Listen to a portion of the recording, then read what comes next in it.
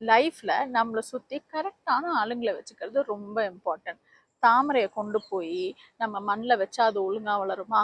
நம்ம லைஃப்பும் அந்த மாதிரி தான்.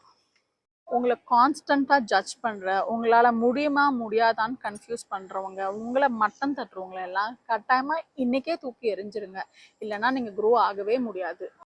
உங்களை எப்பயும் மோட்டிவேட் பண்றவங்களையும் உங்களை சேலஞ்ச் பண்ணி உங்க க்ரோத்தை சப்போர்ட் பண்றவங்கள எப்பயுமே கூட வச்சுக்கோங்க.